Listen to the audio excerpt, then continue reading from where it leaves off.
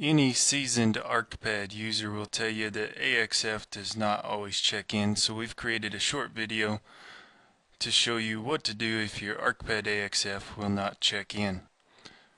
We'll jump over to ArcMap and see that I clicked Get Data for ArcPad.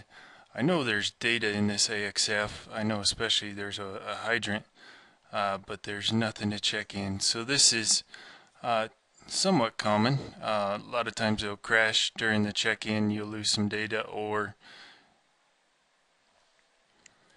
maybe somebody's made some changes to the back-end database and so ArcPad can't find a home for this data.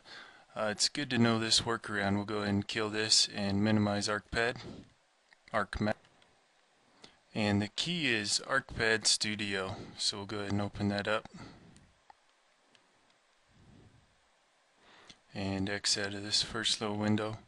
What we want to do is go to File and Open and go to our check-in that we copied off the field device. And you can open a couple different files, but what we're looking for is that AXF. That is where the data is. So I'll say Open. And a quick check to make sure there actually is data in this AXF is to right click it and say Show Data. You can see, creates a little spreadsheet view.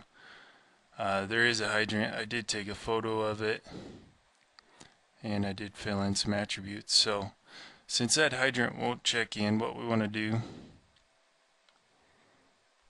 is right click it and export.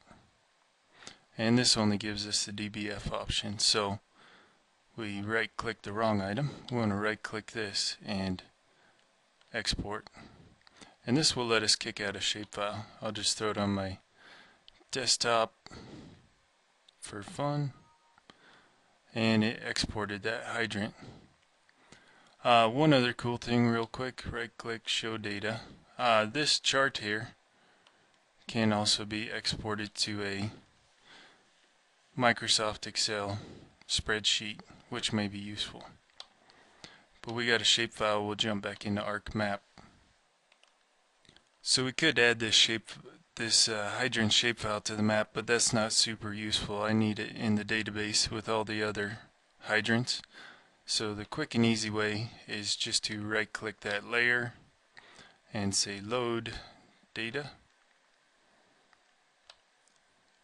Grab that shapefile from wherever you exported it to. And since the schema and everything lines up, it should slide right in there.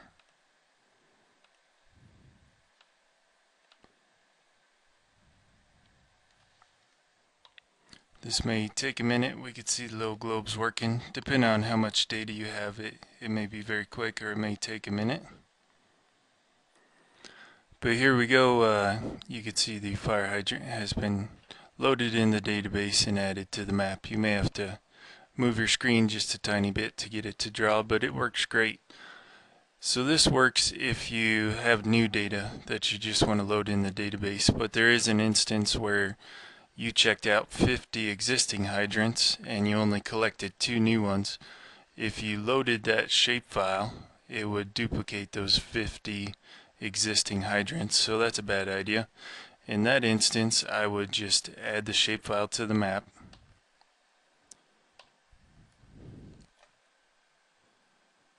And then do a little desktop editing. Here's the shapefile.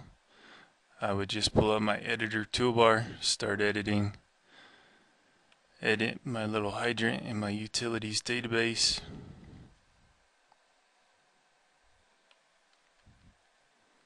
And then do a little create feature. And if you're only adding a couple new ones, you can just drop a hydrant from your database on that shapefile.